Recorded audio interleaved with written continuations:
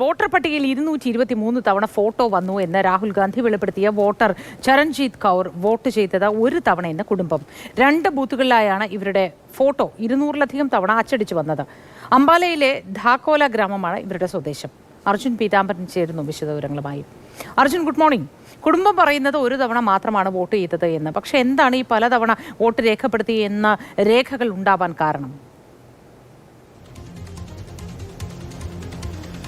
മോദി ഒരു തവണ മാത്രമേ ഈ ചരൺജീത് കൗർ വോട്ട് ചെയ്തിട്ടുള്ളൂ എന്നുള്ള കാര്യം പറയുന്നുണ്ട്. അപ്പോഴും അവർ ഈ വോട്ടർ പട്ടികയിൽ പ്രശ്നങ്ങൾ ഉണ്ട് എന്നുള്ള കാര്യം തന്നെയാണ് ചൂണ്ടിക്കാണിക്കുന്നത്. അതായത് രാഹുൽ ഗാന്ധി വെളിപ്പെടുത്തിയത് 223 തവണ വോട്ടർ പട്ടികയിൽ 2 ബൂത്തുകളിലായി 223 തവണ ഇവരുടെ പേര് വോട്ടർ പട്ടികയിൽ വന്നിട്ടുണ്ട് എന്നുള്ള കാര്യമാണ്. അത് ശരിക്കും അങ്ങനെ തന്നെയാണ് ഉള്ളത്.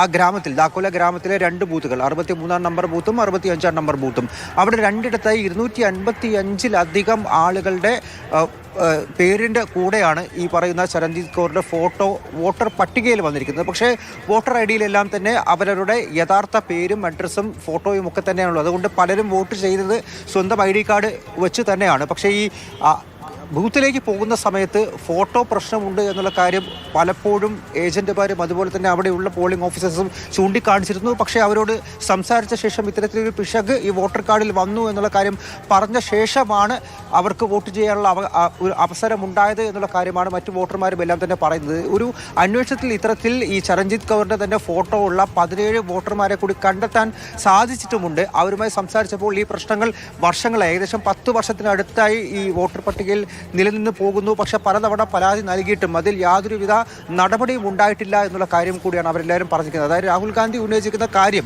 അതിൽ യഥാർത്ഥത്തിൽ അങ്ങനെ ഒരു പ്രശ്നം ഈ വോട്ടർ പട്ടികയിൽ നിൽക്കുന്നുണ്ട്. പക്ഷേ ഇവരെല്ലാവരും വ്യാജ വോട്ടാണോ, അവിടെ വോട്ട് ചോരി ഉണ്ടായിട്ടുണ്ടോ എന്നുള്ള കാര്യമാണ് ഇപ്പോഴും ഒരു സംശയമായി തന്നെ തുടരുന്നത്. വോട്ടർ പട്ടികയിൽ എന്തായാലും പ്രശ്നം ഉണ്ടായിരുന്നു എന്നുള്ള കാര്യം തന്നെയാണ് ഈ ചരൺജീത് കൗറിൻ്റെ കുടുംബവും അതുപോലെ തന്നെ ചരൺജീത് കൗറിൻ്റെ ഫോട്ടോ ഉണ്ടായിരുന്ന മറ്റ് പേരുകളുള്ള 17-18 പേരും വ്യക്തമാക്കിയിരിക്കുന്നത്.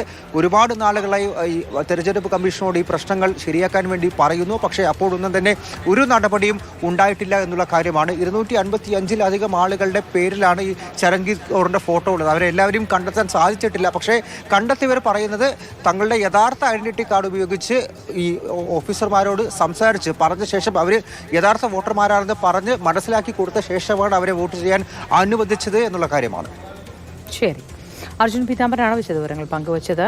ഒരു തവണ മാത്രമേ വോട്ട് ചെയ്തിട്ടുള്ളൂ എന്ന് കുടുംബം പറയുന്നു, ഇവരുടെ കുടുംബം. പക്ഷേ അത് 220-ലേറെ തവണ, 223 തവണ ഫോട്ടോ വന്നു എന്നാണ് രാഹുൽ ഗാന്ധി വെളിപ്പെടുത്തിയിരുന്നത്.